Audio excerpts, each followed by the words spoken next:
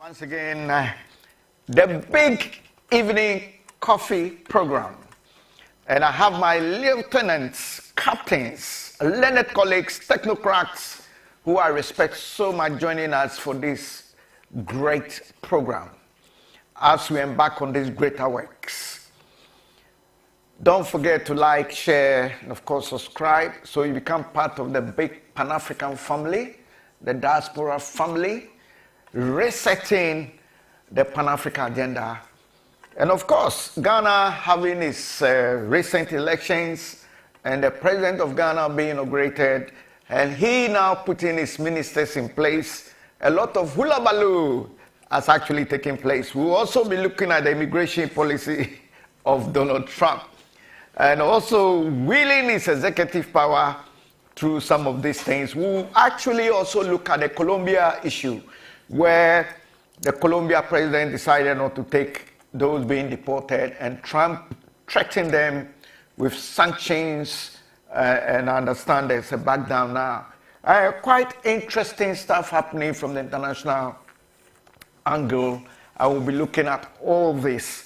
Let me go straight and welcome my beautiful audiences across the globe. Great to have you once again as usual, and thank you for your support.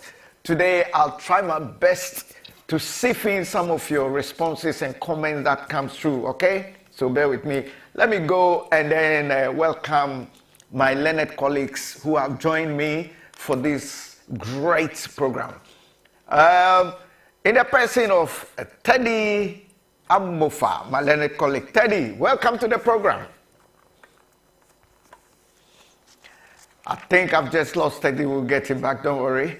Let me see if I can get them. Ademu, welcome. Adams, good evening. Thank you very much. Okay, I can good pick you. Good evening to you and the viewers of ABL TV. Great stuff. Radio. Yes, evening. We are on Evening Coffee with Nana Osagyefo. This is the Pan-African and the Diaspora current affairs. Let me welcome my learned colleague and technocrat in the person of Godfrey. Godfrey, welcome to the show. Thank you very much, Anna. Yeah, Godfrey, if you can up your voice a bit for us. Anna, thank you very much. It's a pleasure. Okay, let me see if I can reach out to Teddy. Teddy, are you still there?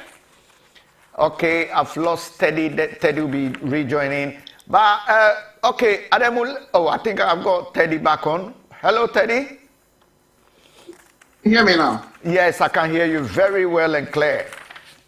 So let me officially welcome you, Teddy. We are so grateful for your sacrifices for the cause of the Pan-African and the diaspora to fix Africa. And of course, now that we've got a new president in Ghana, fix Ghana, and we hope Ghana, Burkina Faso, and those trailblazers will, policies and good works will trickle down the rest of Africa.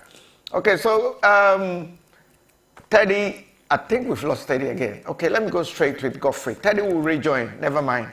Godfrey, interesting. Yeah. Can you just give us some of the headlines and brief reports? Do I have Teddy back? Not yet. Let's go with Godfrey. Oh, okay. You can hear me? Yes. Great. So, Teddy, let me welcome you officially. This is the evening hot coffee with a coffee mug with Nana Osagyefo. I'm so grateful to have you, Teddy. Welcome to the show, Teddy.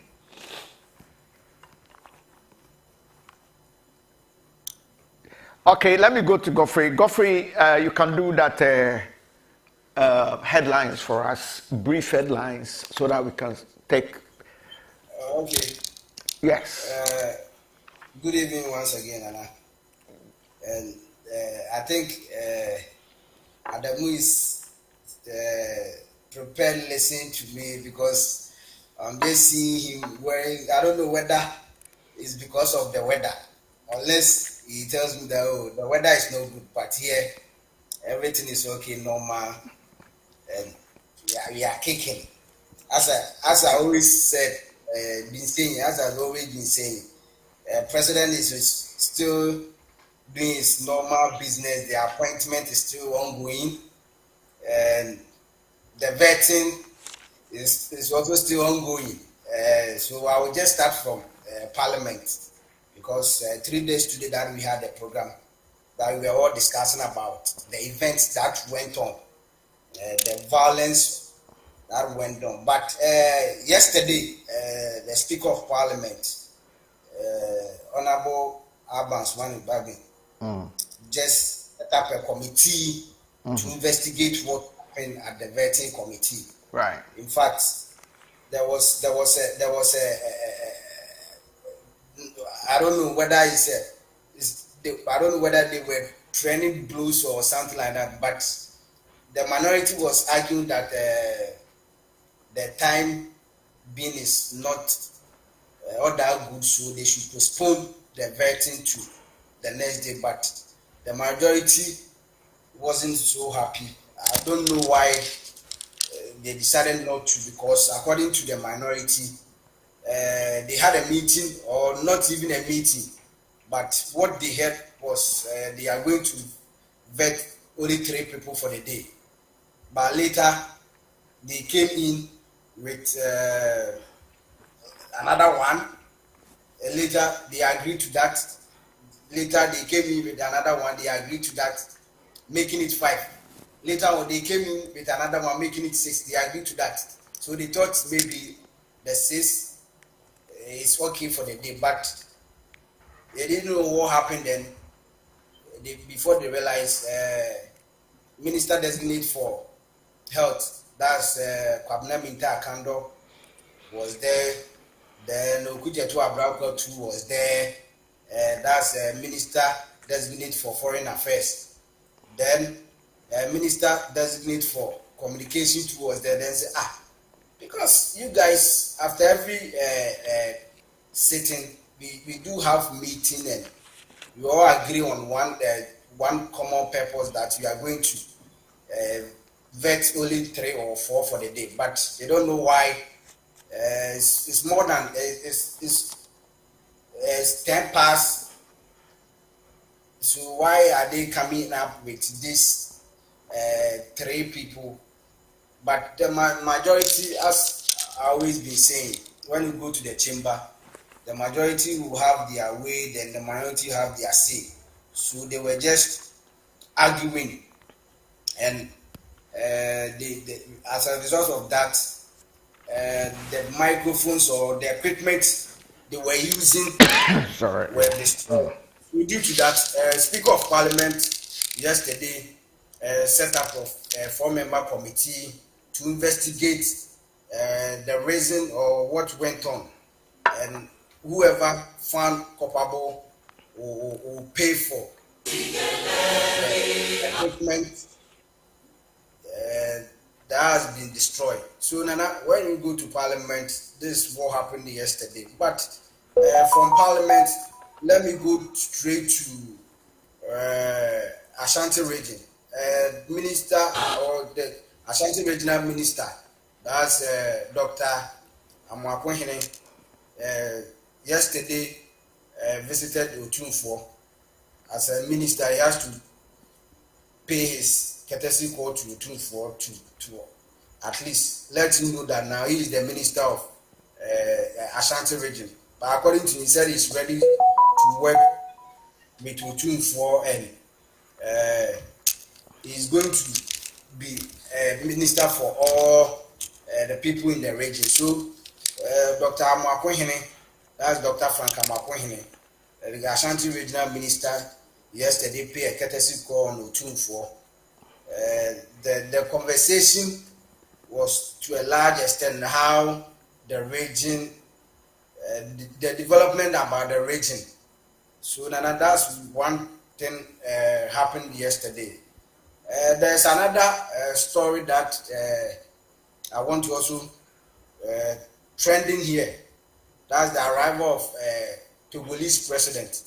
You know, from next week, there's going to be an African Prosperity Dialogue 2025, and this is to at least how the two or the African countries will come up together to in fact to build in economic. The aim is to economic growth and development. So President of Ghana, John Dramani Mahama, today received the Togolese president, and it was a very nice conversation between the two. And from there, I will also go to another trending story about the appointment of a GRA boss. But the president has been sued over that appointment. That the president has breached the constitution to appoint someone to head the GRA. So we are just waiting how government is going to respond. In fact, I have the suit here, but I will try and send you a copy of it, and you go through them. I don't know, maybe it will be a good for discussion. Nana, there is a fire outbreak at Swami, and in fact, I don't know, Swami, there was one garage where they used to sell these vehicles and other stuff. This morning, there was a little bit disturbances, and I don't know what happened. Actually, the fire service has not come up with any reasons to why this devastated fire incident gutted a section of Swami Garage. So these are one or two that I can now. For now, I'll just give these headlines so we can, as we are going on, I will bring the other ones too. So Nana, when you got into Ghana, these are trending stories and other issues that is making the news here. Okay, thank you so much, and we appreciate the headlines from that part of the world. I tell you what, there are one or two things I'd like us to discuss from that part of the world. But let me quickly give... Nana, please, sorry. Let me chip this in because it's very, very important. President today inaugurates 8-member committee for the constitutional review. I think we are all, as a country, we are all calling for a constitutional review. And President...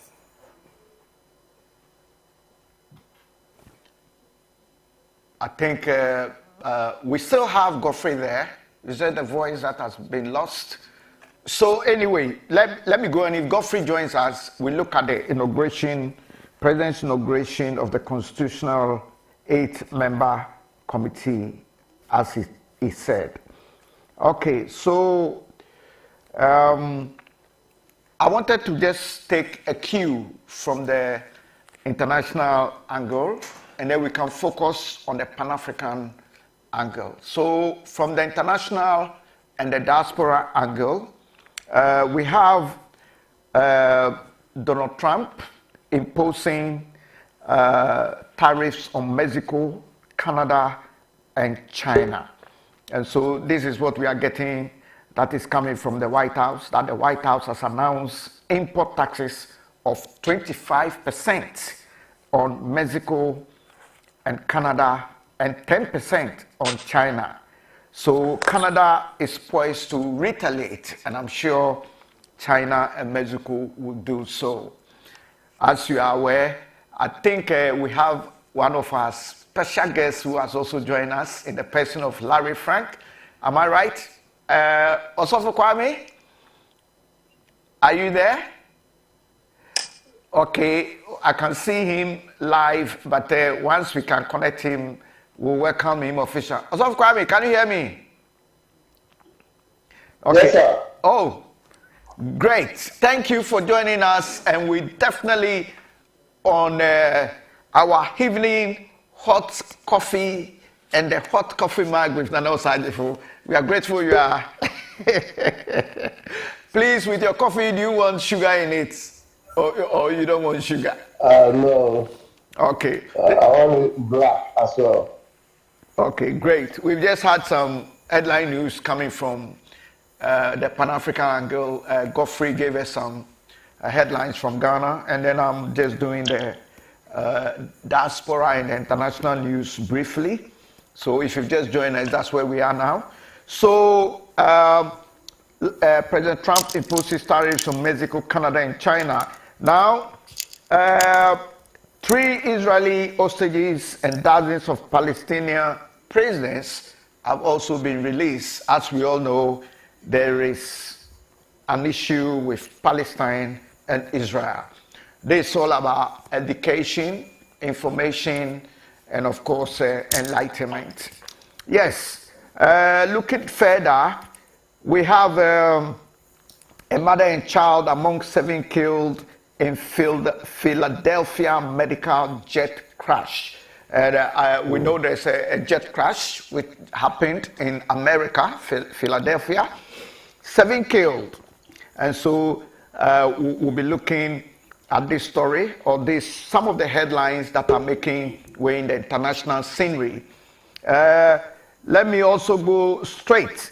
Trump says, still on the issue of Trump, Venezuela will accept migrants returned from the USA. So it's Trump's policy in terms of immigration, and is still dealing with some of these heads of states from other parts of the world regarding this immigration. And I said earlier that when you look at, is it Colombia, I think? I'll get it right for you and I'll come back on that story. Okay, Ukraine, another headline, because we live in the diaspora. Some of us have lived all our lives abroad, and we need to be very conversant with news items coming from abroad. And then we can also focus on the Pan-African aspect, including Mother Ghana, and then, what do you call it? Mother Ghana, and then the rest of Africa. I'm getting a feedback, but please bear with me. My engineers are on top of things, and that feedback will be resolved. All right, so we've got the diaspora international news angle. Let me just add 1 or 2 more. The EU foreign policy chief says the defense spending must rise from the EU. And I think this is to do with the newly elected president of the United States of America cautioning that they might not be continuing to support NATO in terms of finance unless the EU up their game. And so because of that, you could see the EU coming with a directive and a statement and saying that the EU foreign policy chief says defense spending must rise. So it means that they are caving in to what President Donald Trump is saying. Now, let's look at the issue. This is the last one from the international angle that I'm taking. It's actually a case regarding the entertainment angle. We know there's a court case regarding one of the richest female artists, Rihanna's husband, A$AP Rocky. Apparently, there are rumors that he held a gun, he shot a friend, a fellow friend, and that has come to the court. He must be jailed for 20 good years. The case is still going, and we'll keep you updated.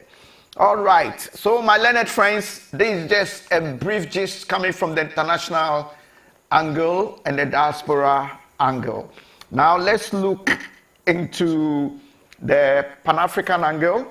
We have at least 700 people killed in DR Congo, fighting since Sunday. And we are picking this story, which is to do one of the greatest country, so much resources, and you are talking about the DR Congo. So the United Nations have said at least 700 people have been killed in intense fighting in Goma, the largest city in Eastern Democratic Republic of Congo since Sunday. And the UN spokesperson, in the person of Stephanie, said 2,800 people have been injured as the M23 rebels, backed by Rwanda, captured capital of North Kivu province. So that's coming from the Pan-African angle. Now let's go and look at the issues pertaining Ghana, and then we can do our analysis and digressions. We had, this is just looking at what Godfrey gave to us. The parliamentary altercation made the suspension of 4 parliamentarians by the Speaker of Parliament. We'll look at that. Then we have the Togolese president visiting Ghana, and that's a meeting there. And then we have Franka Makuhini visiting the Otunfuo. Then there's the Swami Fire. We have the GRA boss issue that we can look at. And President inaugurating 8-member committee to look at the issue of the constitutional review. Okay, so gentlemen, thank you so much for your patience. And I'm grateful and also glad that our massive followers and audiences across the globe are also watching.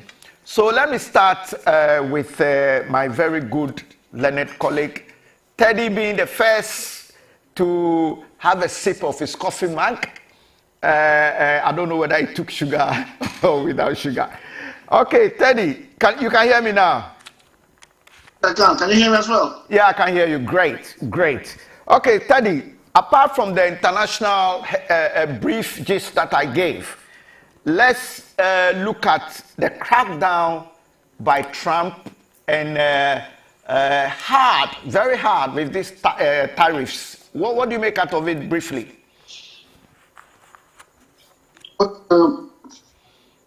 Trump, first and foremost, is a businessman. And secondly, he comes across as an American first before others. And I think not too long, America has been given a raw deal when it comes to all these trading issues, and I think he's trying to take a stand. And secondly, he was voted into power based on the comments he made in his manifesto as what he would do. He's doing this for domestic reasons, because America has a huge budget deficit, overspent, and he wants to trim things down. So it depends on where one looks at it, but from an economic angle, I think he's trying to bargain hard in the interest of America. So I think he's just trying to throw this tariffs issue for there to be a bargain somewhere along the line. Okay. So that's how okay, thank you. Let's. I want us to spend just minimum time so that we can get everybody's view on that. Ademu, Mr. Adams, please, your views on the tariffs.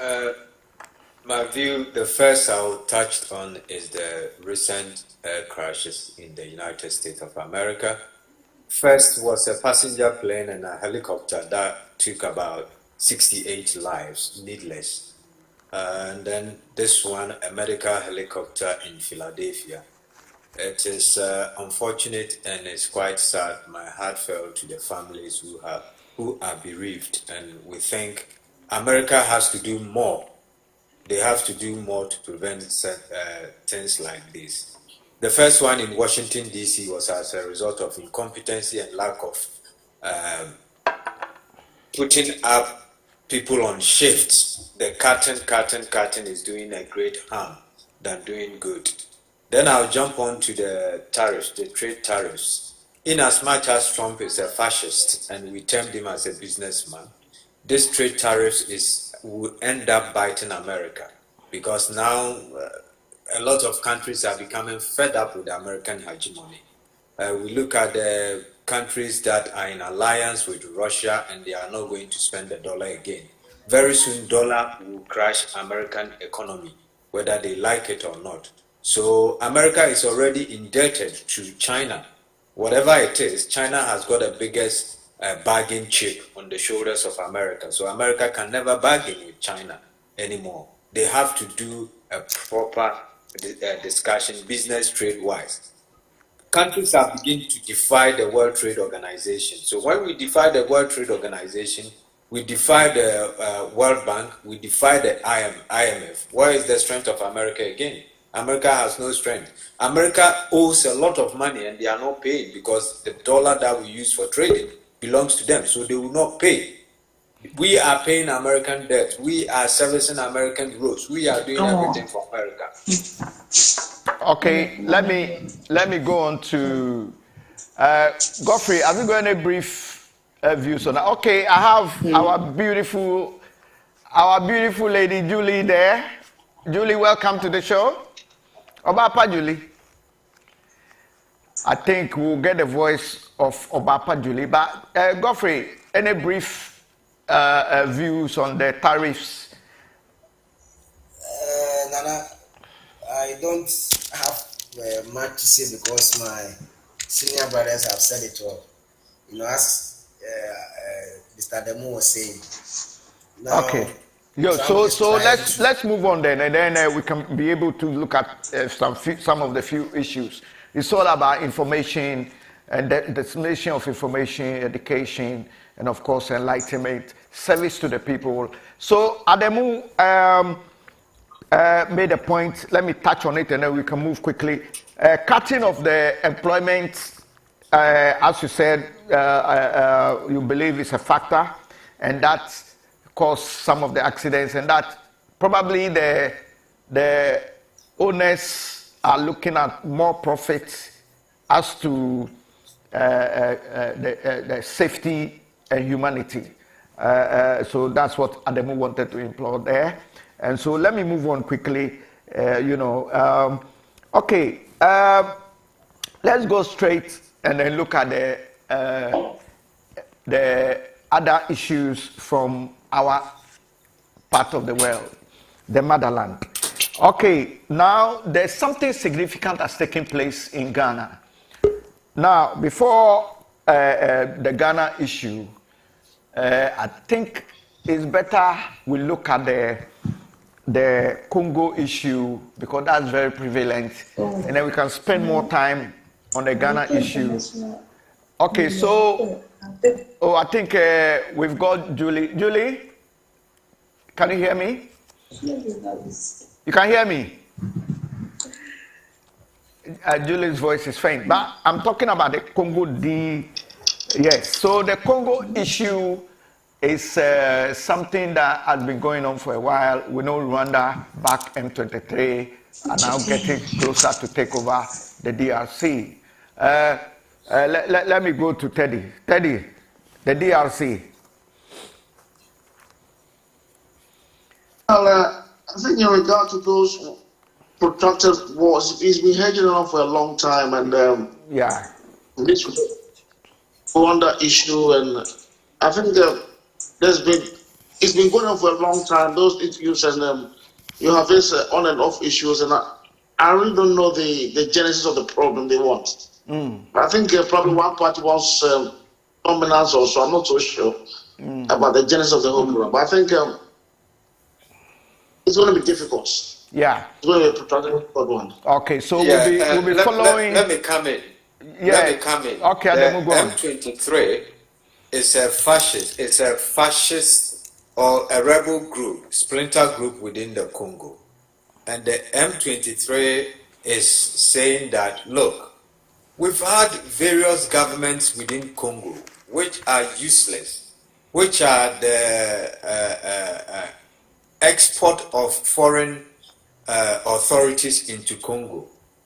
They are they are milking the country dry. They are stealing all the natural resources. There are better tarmacs in the forest than it is on our airport. So we need to have a proper Congolese government. We need to have a government that represents the richest country on this planet, is Congo. And these people have been fighting for a long time now. They've been fighting to claim part of Congo so they can also ensure that they have proper governance within those regions.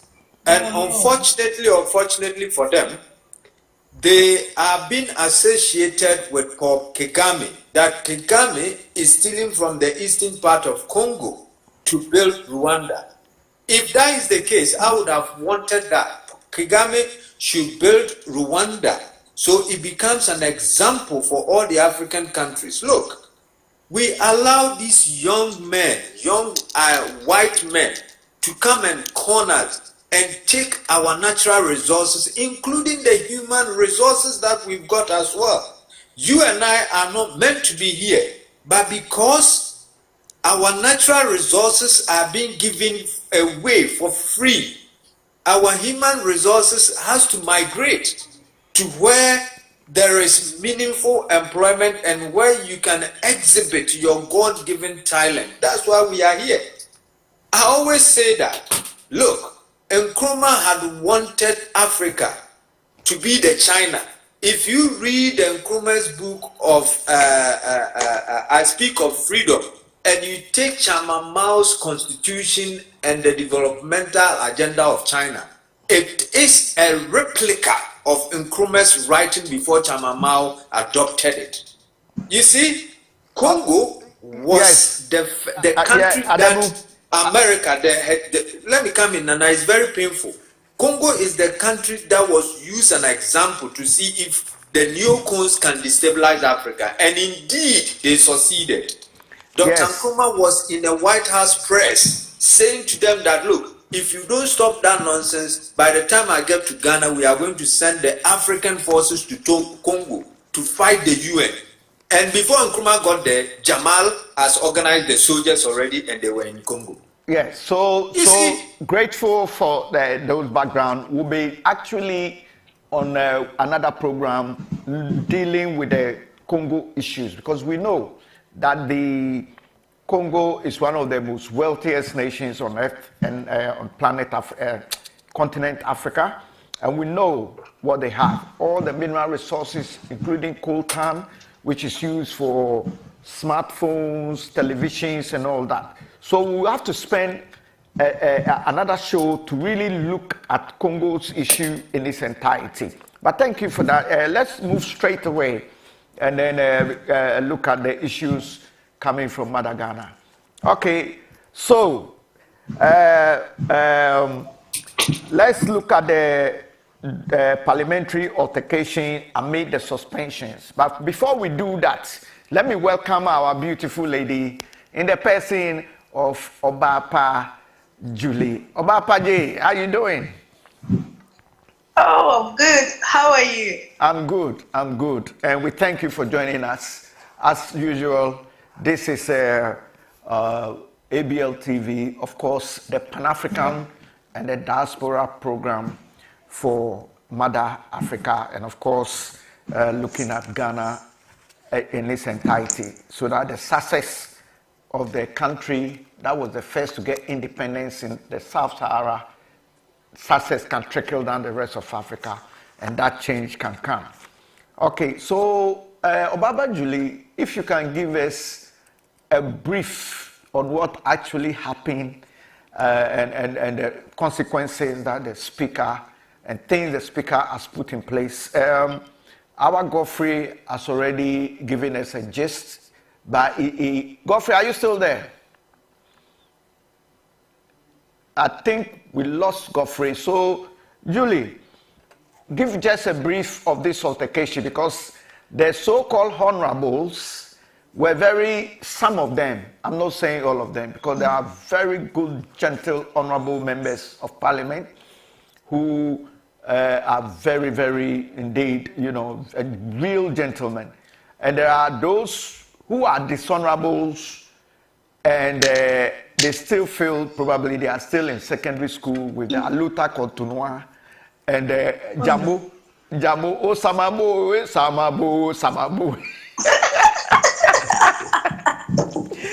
All right. Okay. All right. Nana, so yes. Good evening once again, and then to our viewers and listeners across. So, as you said earlier on, yes, Parliament is still vetting their presidential nominee. That is the regional ministers, and then the substantive ministers. That is the sectors ministers too as well. So we've done almost so far 80% of the nominees by the President of the Republic of Ghana. Unfortunately, on Thursday we were supposed to, the vetting committee was supposed to vet 4 nominees, but then later on 2 nominees were added up to those who were supposed to be vetted in that very day. So after vetting the supposed ones, the minority refused to sit in to vet the other 2. That was Honorable Minta Akando, who was designated for Health Ministry, and then Honorable Samuel Okujeto Ablakwa, who is also to go. Okay, the communication minister, which took us almost 5 hours to vet one person, and then to continue with the rest. That is the transport, and then the other ministerial appointees. Yeah. After the transport minister, it was almost 10 p.m. that way. So the minority refused to sit in, complaining of being tired since the whole day and that they need to rest for the next day. So there was a misunderstanding. Oh, Judas. Okay, so let me go to Osagyefo Kwame. Osagyefo Kwame, once again, welcome. Thank you, sir. Yes, it was Osagyefo Kwame. I'm sure we've all been watching the altercation in Parliament, and also there was a very dishonorable incident indeed. And we understand the Speaker of Parliament has now laid down, suspended 4 people, 4 members of Parliament, and then it's also forged a committee to investigate the incident. Amid all these chairs were broken and the microphones were all destroyed and things like that. So what do you, Osagyefo Kwame, make out of it? And do you think the Speaker has taken the right decision? He has also reported the incident to the Ghana police, for the Ghana police to also investigate. What do you make out of that? Well, thank you. Thank you very much. Thank you for this platform. And it's all about the way forward to getting a better Ghana in the near future. And the future can be tomorrow. Yes. In relation to whatever that is happening in the country now. Now, these are honorable people. The word honorable used in justifying whatever they are doing. And I think for the Speaker launching investigation or putting them under investigation or trying to find out what actually caused it, we've seen some of these things before. My problem is when the culprit or when those who are at fault are found, what happens? That is always my problem. What happens to those people who will, at the end of the day, come to the end causing the issue or the situation, which of course bring a slate or a mark to Parliament. That is one thing. What I think that the Speaker has done well. I think that this altercation going on, like I was discussing with you this afternoon, I don't know whether it is they themselves have personal issues, because the give and take and the tension that rises up among them themselves is serious. But with all these things, what we need as people, as Ghanaians, is good work. That is all. It's good work. Them being able to do whatever they've been asked to come and do. I think the minister designated for sports, when he was called upon and then was being asked about the stadium issues and all that. We didn't see or didn't hear anything tangible, he said, in relation to those ones. Why? Because the previous minister, I think in the course of his delivering an update of maintenance to some of these stadiums, he said 90% of the 80.4 stadium has been completed. Now, if a minister, an honorable person, says this,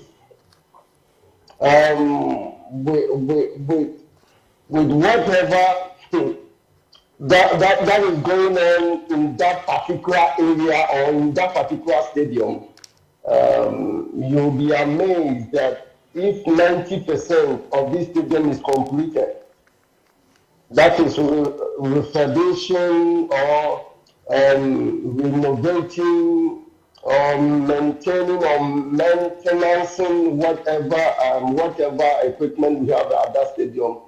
I don't think it was honorable enough.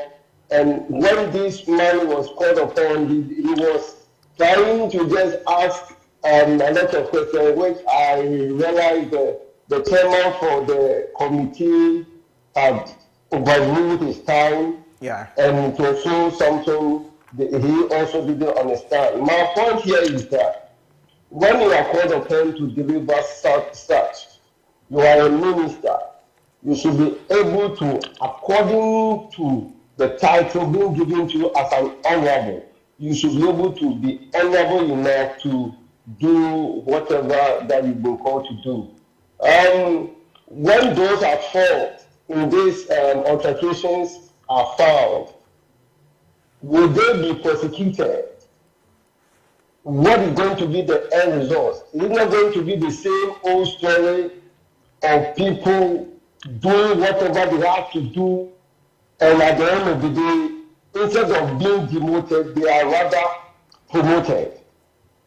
And that is my take on that. Okay. That is my take on that. All right. And then before I go to the next panelist or guest, do you think the questions that were being asked at the vetting were very poor, and it was they should have gone straight to, or do you think it was very inquisitorial and was good to find out the parts of the minister's areas we are not, or we don't know about? Or do you think it's not bad so far? No, I think some of the questions were below belt. After normal can being asked whether he's a Mason or not, I think that was unnecessary because that is his belief, and everybody in this life, in this world, is entitled to whatever he or she believes in. So I think some of the questions were really not out there. All right. So thank you so much. Let me go to my learned friend Teddy. Teddy, are you there? I'm here, yeah. Yes. Teddy, I'm sure you are abreast with events happening back in Africa, Ghana, and the altercation, and then the tables broken, the electronic equipments, microphones, state-of-the-art microphones. And then you have the speaker coming out and taking action, suspending 4 parliamentarians. And then you have the minority also making a press statement and singing songs and saying they are super minority and they're going to make sure that, they are not be taken for granted. Teddy. Well, two things. The altercation wasn't necessary. Even if they, as honorable men, they should have kept their cool. And I think the speaker had to.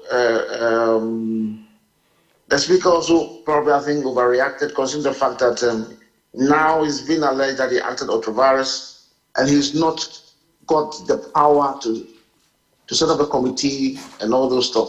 So I think everybody, I think they all let themselves down. They all let themselves down. Yeah. Okay. Yeah. Go on. And I think also the minority also, to feel that they won't be bullied, also went overboard. I think the whole thing was more of a fiasco, if you ask me. I think you have been handled better. Right. I've lost Osofo Kwame, but let me go to Ademu. Godfrey, you are still there, right? Okay, Ademu. Nana, I'm beginning to think that we haven't got men in our country to govern.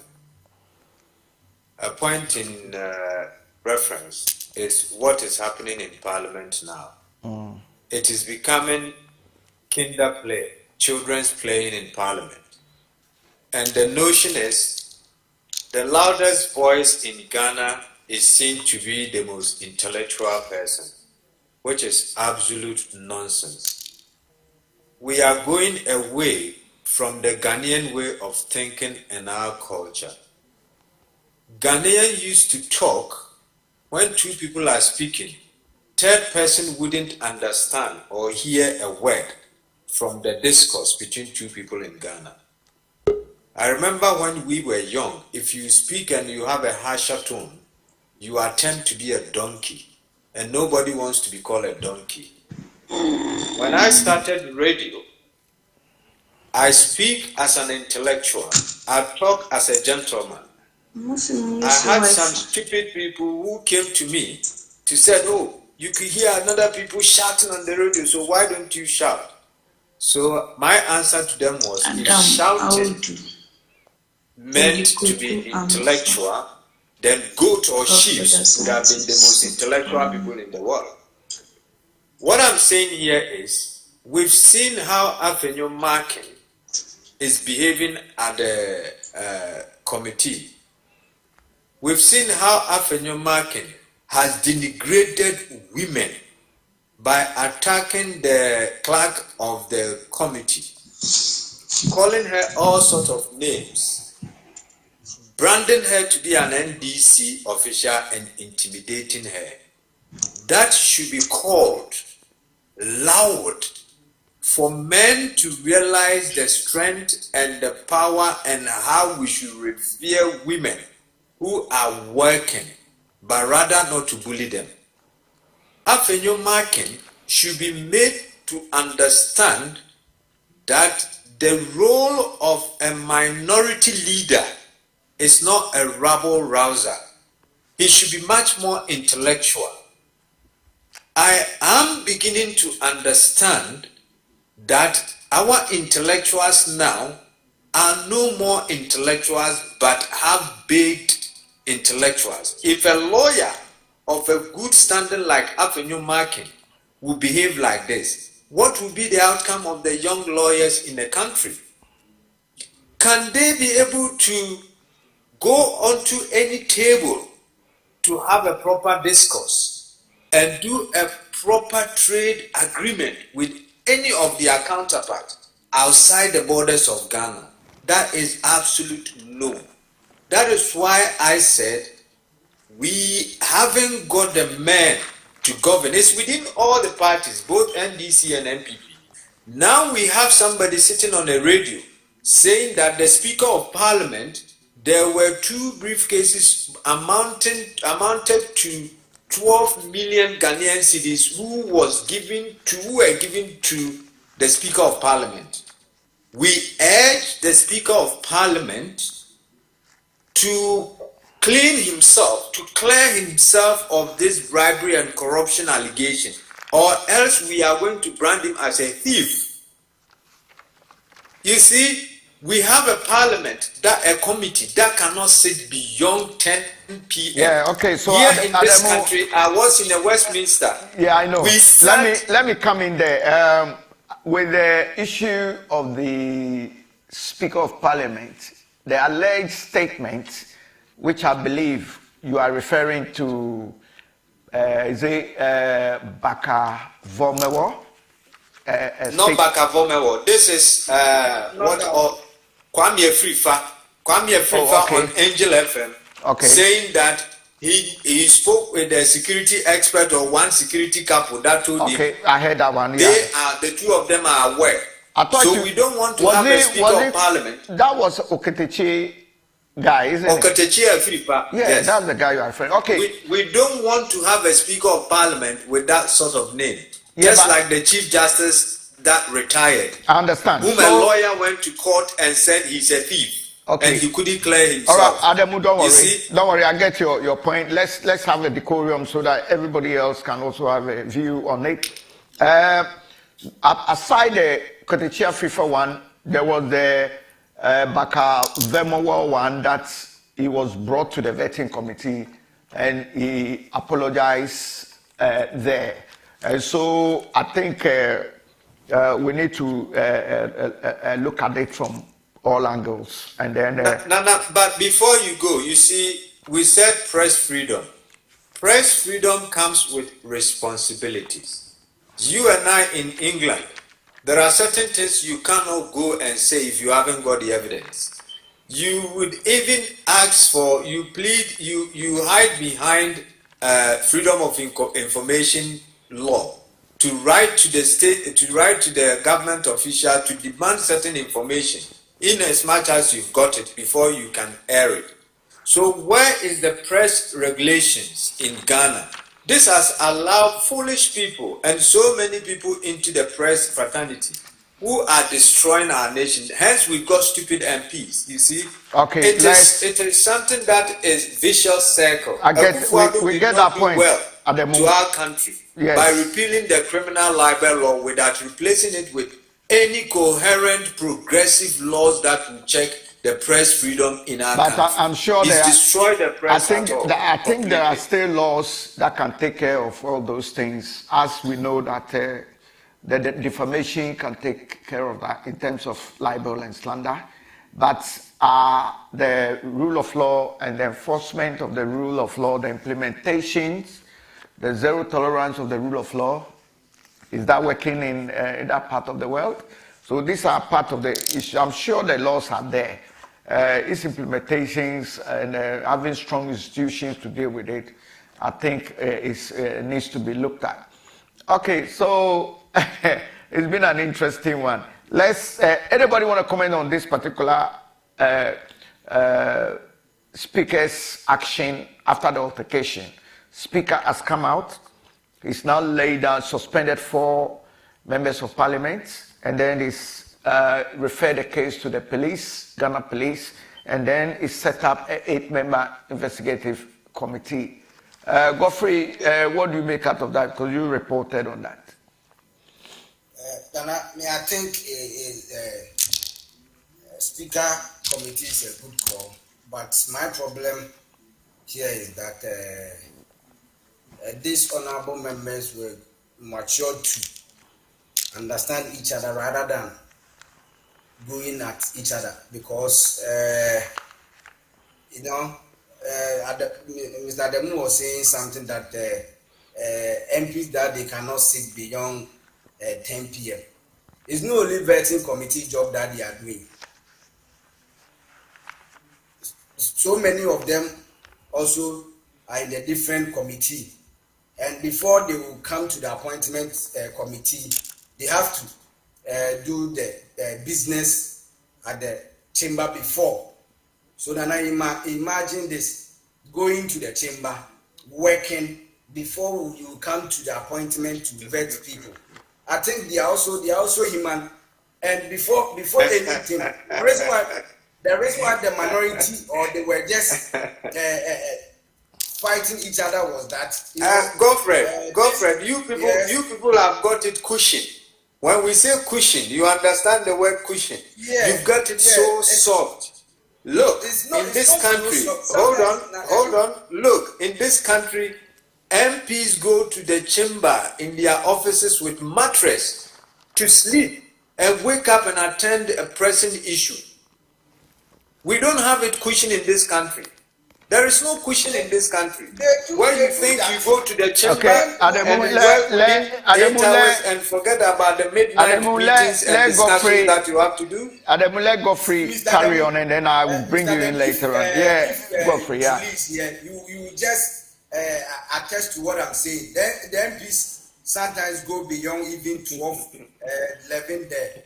But Nana, to vet someone, that's what I always try to come up with this. People believe, or here we believe that appointment or the vetting committee is the right time for them to ask certain questions that is not even pertain to their office work. That's why you will be seeing marking asking questions of their job, because they believe that that's the right time for them to ask certain questions. Because Nana, you and I know that when even going for a visa interview, there are other questions that they do ask of even where you are going to, or like involving your traveling. So that's why you'll be seeing after marking using a whole 4 hours to ask asking unnecessary questions, isn't it? On corruption and other stuff, because they believe that's the right time to ask those questions, because you don't have any time to ask those questions. So I believe that's why they Can I come in? Can I come in first? Yeah, go on. Yes. Teddy, go on, please. Yeah.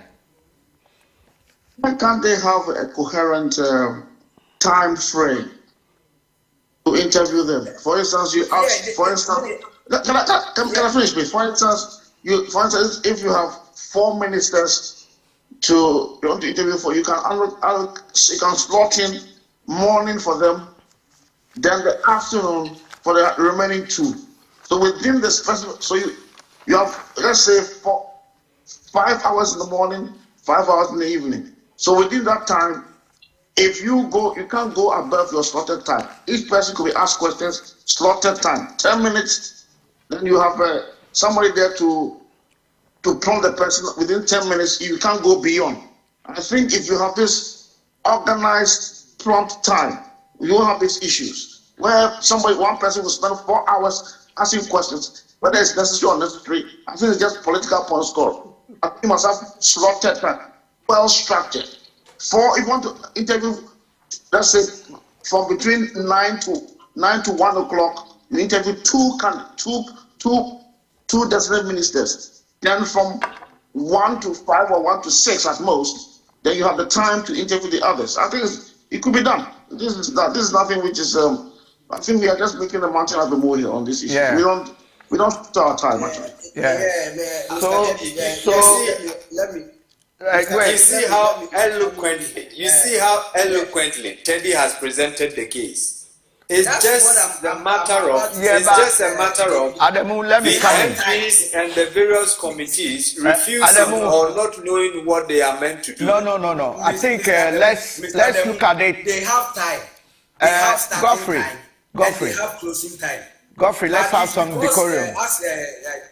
It's because there's no, as Mr. Teddy is saying, there's no regulation on number of questions that a person has to ask. That's why you will be seeing one person using 4 hours to ask questions. But they have starting time and they have closing time.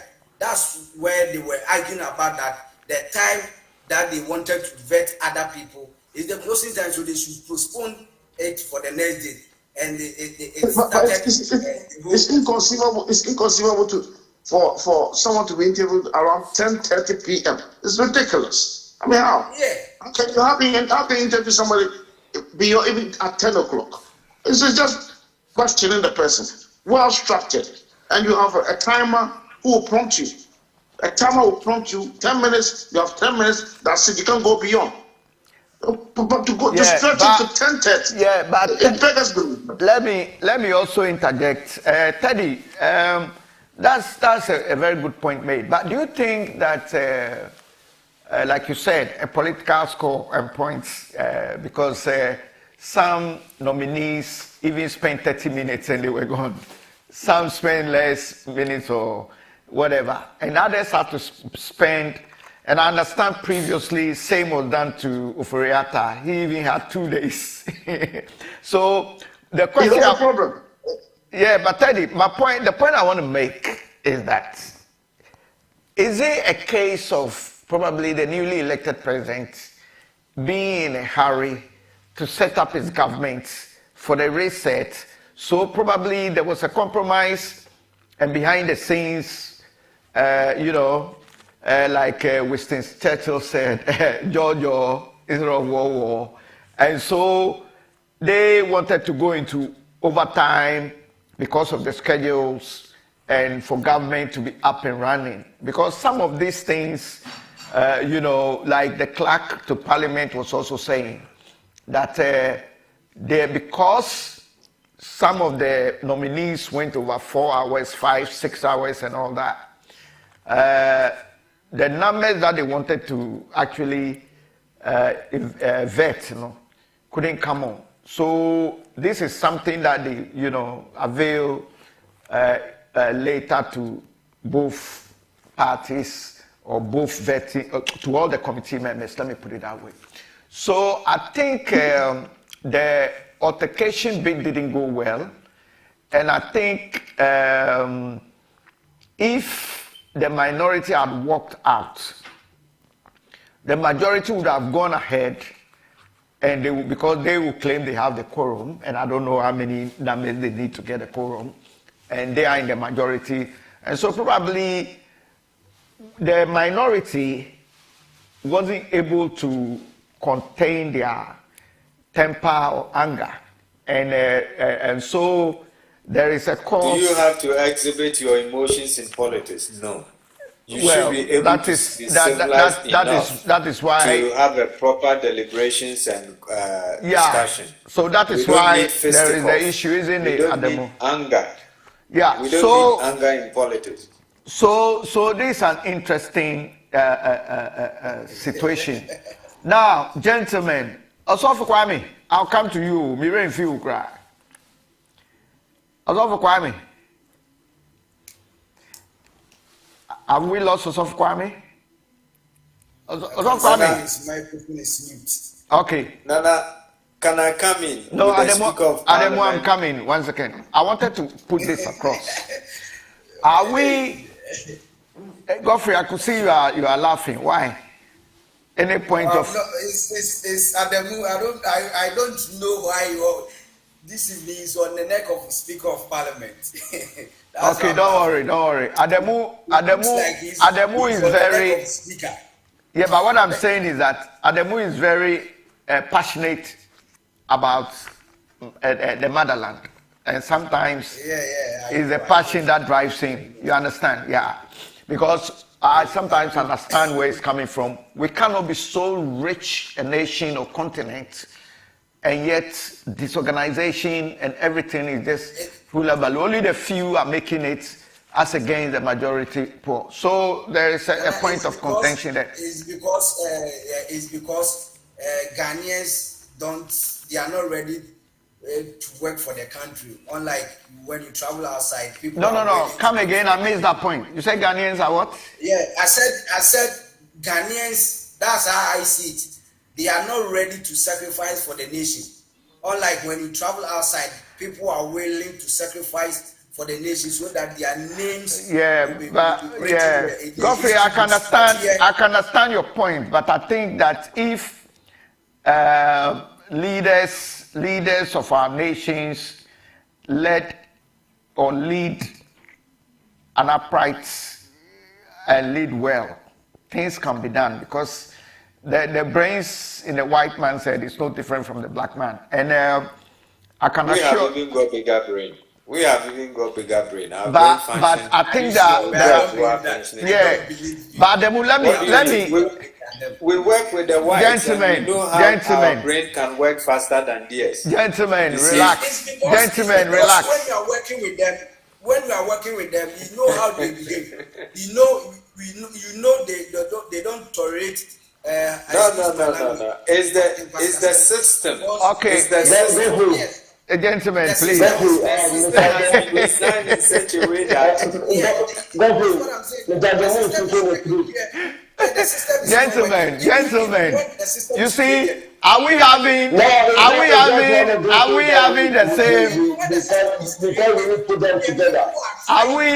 having the same vetting atmosphere here? Anyway, so please, gentlemen, let's have a decorum. Let me go to Sofo Kwame. Sofo Kwame, I was calling you earlier on, but I think your line went off. But before Sofo Kwame comes in, this is what I want us to look at. The speaker referring this incident to Ghana police. You know, I think the investigation, I'm not too surprised or too worried because I know Parliament is one of the three arms of governance. Parliament is independent, so Parliament can do its own investigation. But now it's been reported to the police and criminality could come in. Yes. You see, also for Kwame, who is saying? Well, in the first place, no, let's understand something. Last week I made mention of that, and I'll say it today too. In relation to time management, I think one of our colleagues on this platform was talking about the fact that time should be allocated for every member or every session. So if you are allocated 10 minutes when it is up, it doesn't matter whatever question or whatever level you are, you have to get off the seat. And this thing that is happening, I don't think is going to happen in any serious nation. You understand? Because I said last week that time is God. Time is God. And the first sign of being serious is respecting time. And that is why I applauded our president for disciplining the lady, that woman. Very good. Yes, I applauded him for that. And I think we should continue. Now, in relation to the speaker reporting this incident to the police, I think it's a step in the right direction. My point is, or my problem is, the culprits, are they going to be punished? Why am I saying is because we've had countless number of situations where at the end of the day, those who are found guilty go scot-free. I can mention the Brazil Wahala, the World Cup. When an investigation was launched, we didn't see anything, even to those who were told not to go close to football. They are in football, they are doing their football. So at the end, that is where my issue is. At the end, what is going to happen? Is it not going to be the same old thing that people, it has been set up? Just we trying to play to the gallery for Ghanaians to know that we are not joking, but at the end of the day, nothing will happen. So that's my take on that. Reporting to the police is fine. If they are going to punish those who caused the situation, those who brought that misunderstanding, all these things, if they are going to be punished, then that will be fine. But if not, then I don't see the need. I mean, there's no real point in the first place bringing the police in and all that. Yes, that's my take on that. Okay, let's look at the.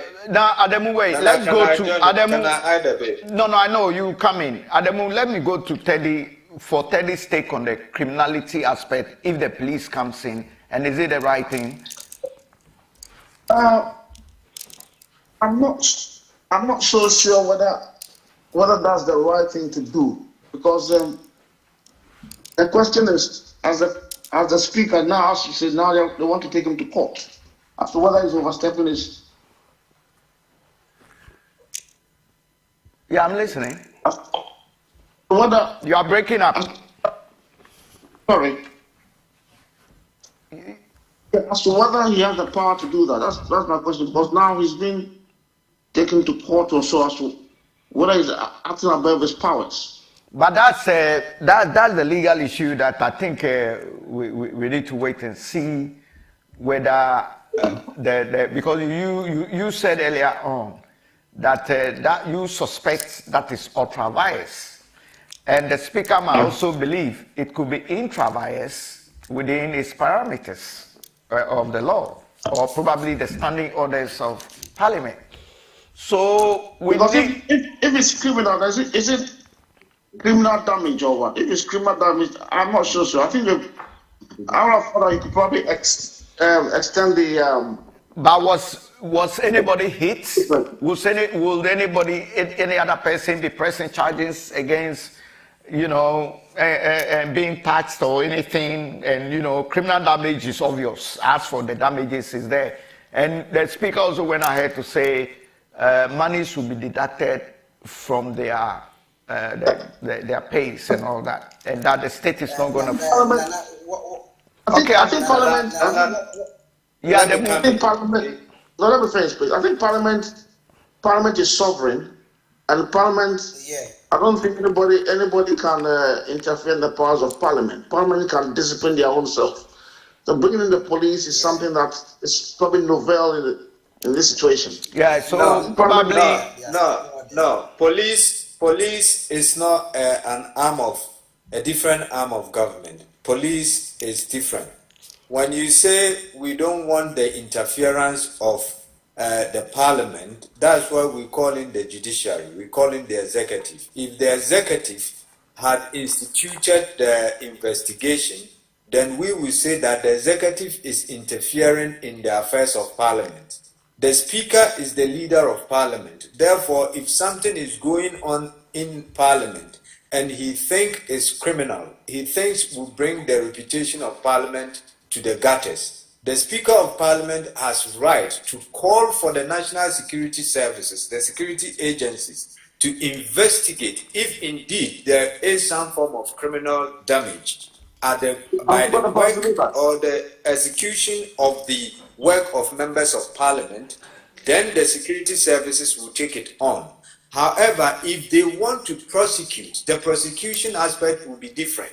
But this is an investigation. We need to encourage it. You see, that is the reason why some people are becoming tin gods in our country. For instance, within the government, the outgone government, there were a lot of criminalities that the police should have invited itself to investigate. But because we don't want to do that, we are not allowing the institutions to work. That's why we cannot get justice in our country. Okay, so Ademu, this is one thing that the Speaker of Parliament point made, Ademu. Let me hear Teddy. Teddy, you wanted to interject. Go on.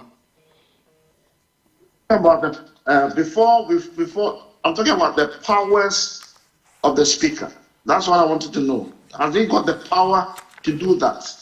Yes. That's the question. Because the point is not some people.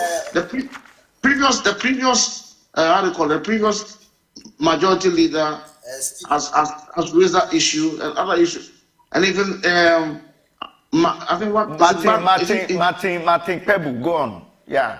Pebu have said so you realize that opinions differ when it comes to such issues. As for my issue is he acting above his powers, as others are saying? Okay, so gentlemen, let's take it from this angle. I know some of the standing orders, like Standing Order 20, Rule 4, all those things, but I think it's early stages yet, it's a gray area, so let's give it some time, okay? And then we'll see what actually comes from what took place. There are more issues we could have discussed, but I think time is hard pressed. So I'm going to give every individual just two minutes to round up, and then we can come back again. I know our audiences worldwide love us to the maximum. Once again, you are watching the evening hot coffee in the coffee mug with my learned colleagues on ABL TV. Make sure a friend or colleague or family member gets to know and to like, share, subscribe, so that they can pick up the notifications as soon as we hit the airwaves. Let me start with Cofee. Let's start with you, because you brought some few headlines and run up. What do you make out of the whole issues we've discussed tonight? 2 minutes, please, or less. Okay, I just want to answer Teddy's question, whether Speaker acted within his powers or he has the power to. In fact, he's the leader of the House. So referring the matter to the Ghana Police Service, I think that is something that is within his powers. But for him to suspend members from the House, the Parliament standing orders is something that he doesn't have that power to, because this thing is not a criminal matter. So Speaker doesn't have, according to the standing orders. I'm sorry to interject there. Are you saying breaking of government assets is not a criminality? It's not criminal? That's why we are all just saying that if Parliament is an independent body, that's why the Speaker made mention of the independent investigation that Parliament has set up. So whoever is found guilty, they are going to replace the items destroyed, the equipment. So it is clear there. But to go ahead but Godfrey, members of Godfrey, I'm only interjecting. Godfrey, don't worry, I'm interjecting. I'll give you your time back. I'm just saying that probably to also add to what you are saying is that we need to be patient and see how this thing will pan out, because definitely it's a criminal damage, so there's a bit of criminality there. But as to the incident happening on the premises of Parliament, and Parliament being autonomous, independent, and an arm of governance, and referencing it to the police, it's a gray area for some of us. I mean, some of us can get the answers, just a quick research work and all that. But what I'm saying is, let's leave this particular gray area. Yeah, Nana, that's where I'm just saying that for Speaker referring the issues to Ghana Police, that is the right thing that the Speaker has to do, because he's a leader in the House, or he's the leader of the House. But he doesn't have the powers to suspend a sitting member in the chamber. That's what I'm trying to. But if an MP misbehaves, he can be suspended. Sometimes he even has to resign. They have the right standing orders that they use. That's what I'm saying. The Speaker has to go to the Speaker has to go to the standing orders of the House. So how do you know he hasn't gone there?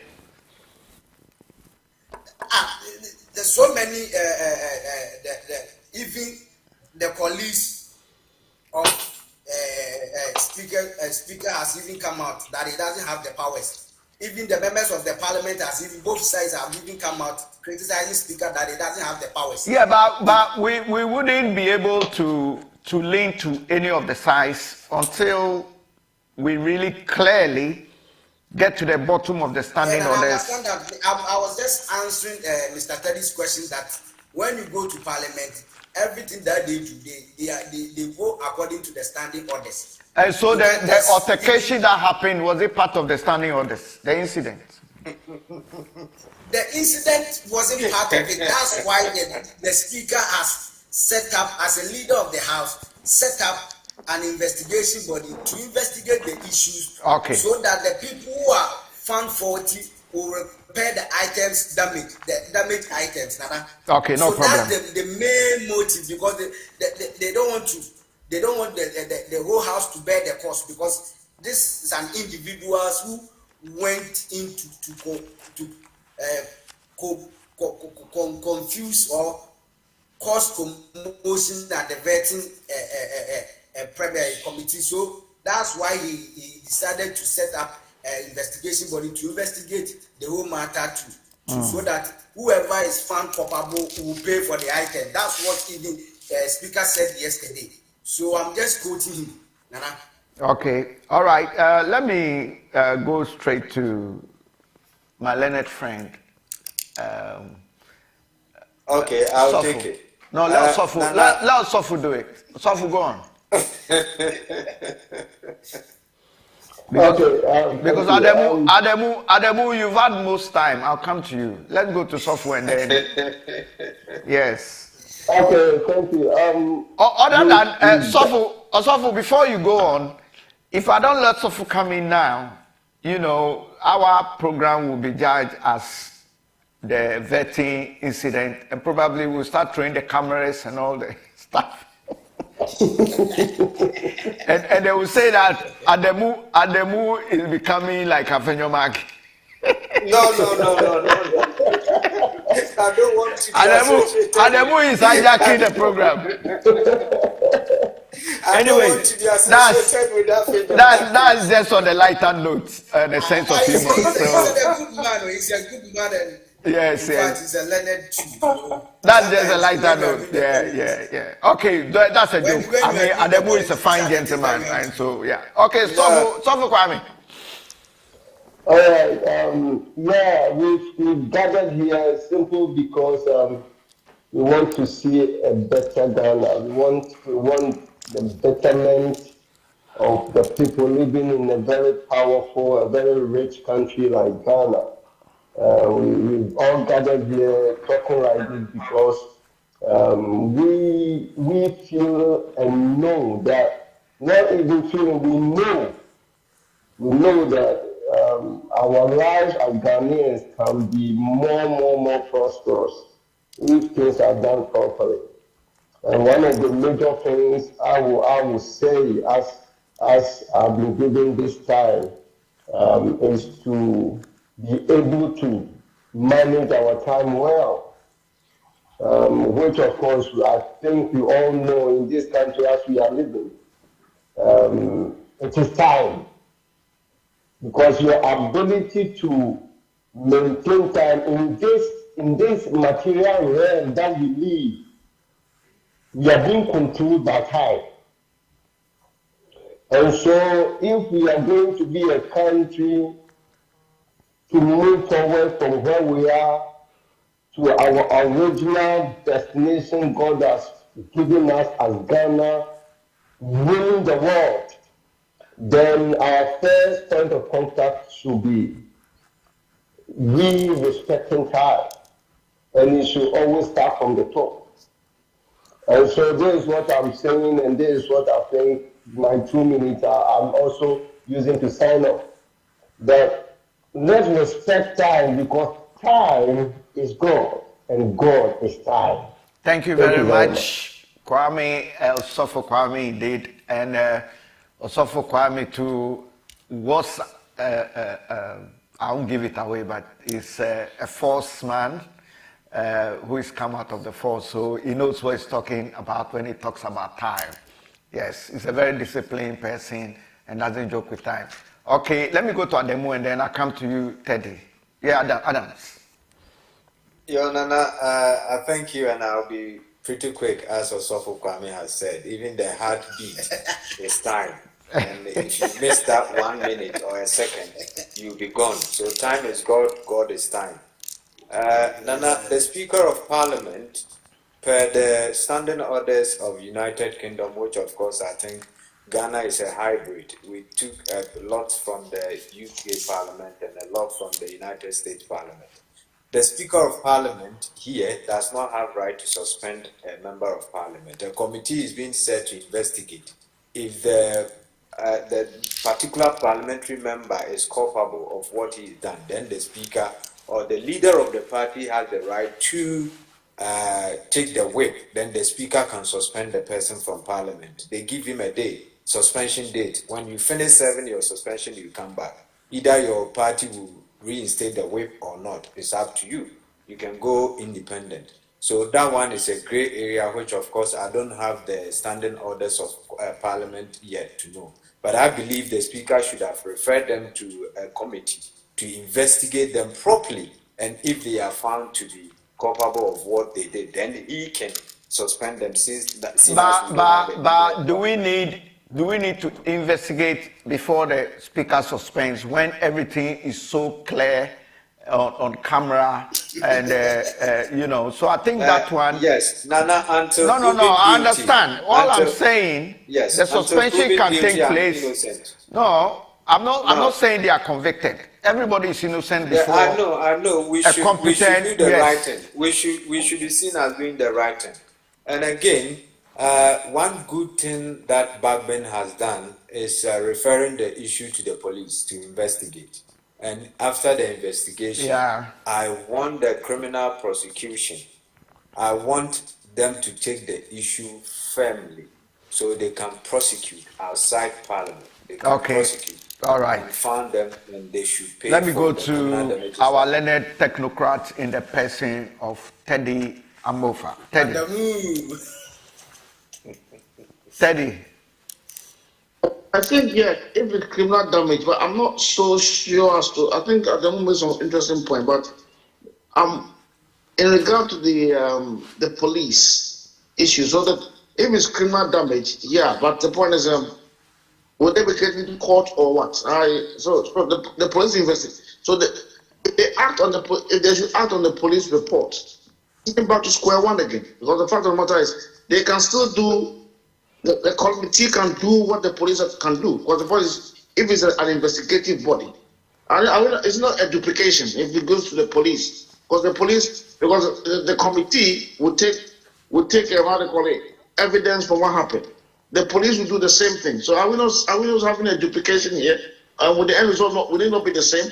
Well, I think the reason why I can understand your angle. I can understand where the money is coming from, all of you, including yourself, Kwame and Cofee. But that's what I kept saying. In order not to, start making judgments and certain pronouncements, because we all know everybody is innocent until proven guilty in the court of law.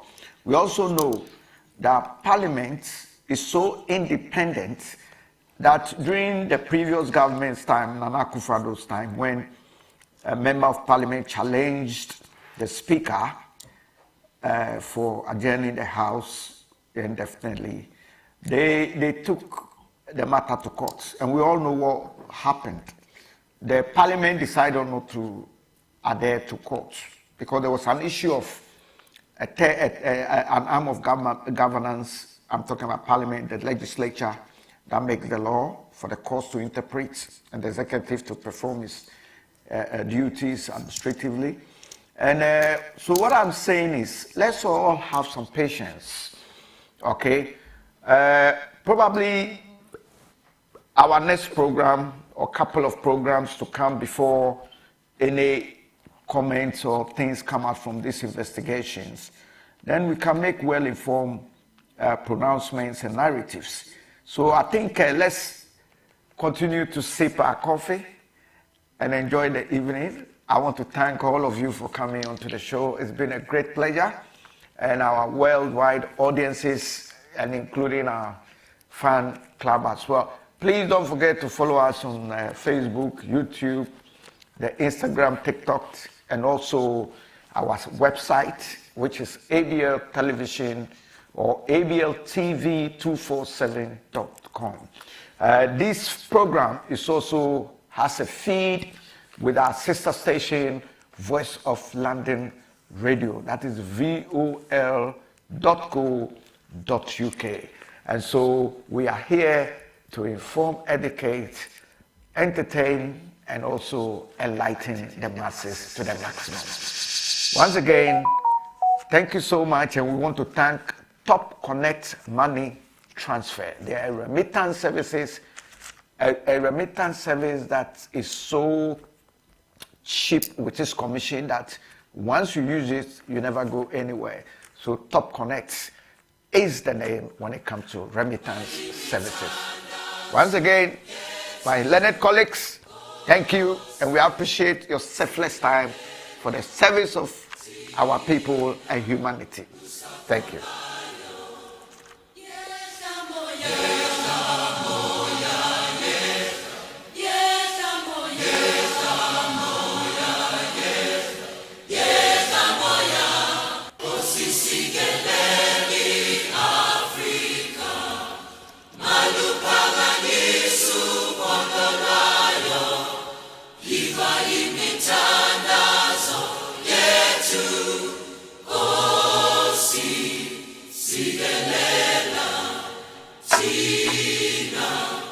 Lusapolayo, osisi